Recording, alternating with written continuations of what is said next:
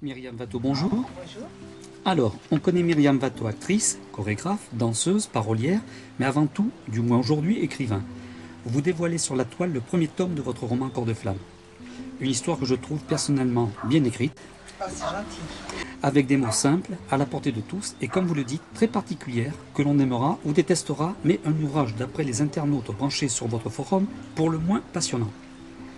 Myriam, vous venez de publier votre premier roman Corps de flamme, un livre de plus de 300 pages tiré à 10 000 exemplaires, une biographie romancée dans laquelle vous êtes l'héroïne sous les traits de DJ. Qui est DJ? Pourquoi ces deux consonnes ou ces deux syllabes? Ont-elles un rapport avec la réalité? Oui, elles ont un rapport avec la réalité.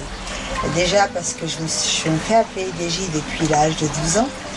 Et ce sont mes frères et sœurs aînés qui m'ont appelé comme ça pour la bonne raison, c'est que je changeais de personnalité tout le temps. Un jour j'étais un peu paumée, un autre jour j'étais timide, un autre jour je pouvais battre des montagnes. Et donc ils m'ont appelé DJ. Double jeu. Le réalisateur Yves Boisset a préfacé Corps de flamme. A-t-il un rôle dans la trame du livre? Car il a forcément connu DJ, puisqu'il y laisse sa griffe. Oui, il a connu DJ, et d'ailleurs c'est son meilleur ami. Et il l'a suivi depuis de nombreuses années, donc son histoire il la connaît très bien. Et c'est lui-même qui a proposé de préfacer ce livre. Vous écrivez en page 15, « Moi, facteur et actrice de mon corps, qui n'est plus que l'outil de mon cerveau et le garant de mon savoir, je me proclame ouvrière spécialisée sous l'emprise de mes capacités grandissantes. » On devine ici une sorte de glissement pour DJ, peut-être une intuition annonciatrice d'un parcours chaotique. Certainement. Certainement une intuition. Elle a très vite compris qu'elle n'avait que son corps pour pouvoir se battre. Elle s'en est servie. Alors moi, j'aimerais bien savoir ce qui se passe dans la tête de DJ lorsqu'elle se retrouve à 18 ans seule, dans la capitale, sans emploi, avec 2 bébés à charge, en fait, des jumelles de sa sœur qui décède et à qui elle a promis de les élever.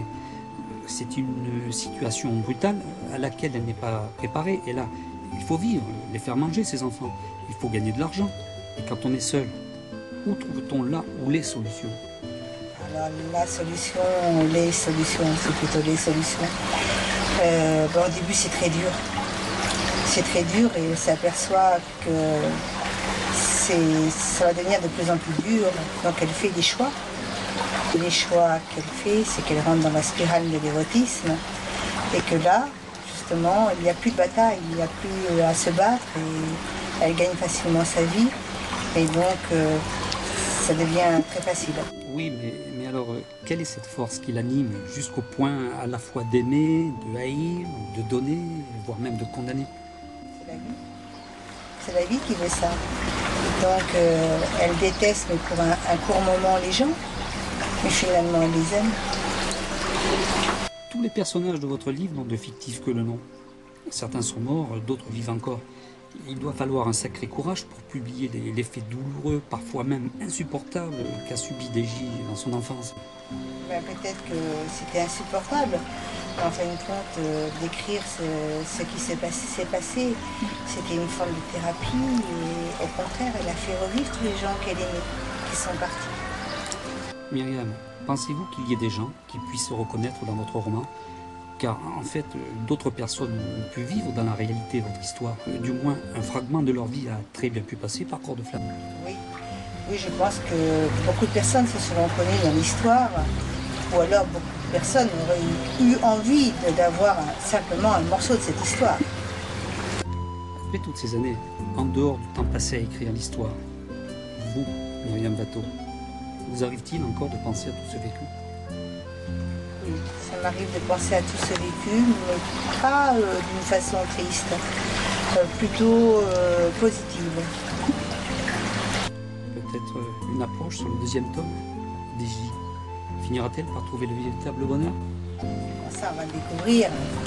Mais le bonheur, je pense qu'elle a déjà commencé à le découvrir à la fin de tome 1. Et qu'ensuite, il y a beaucoup de surprises qui vont attendre les lecteurs. Donc le bonheur, il peut se manifester sous plusieurs formes. Merci.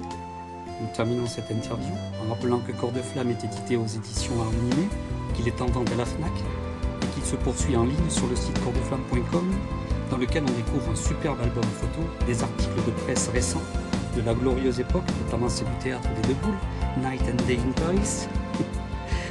C'était dans les années 80 ça, non? Et il y a aussi une vidéo riche en confessions.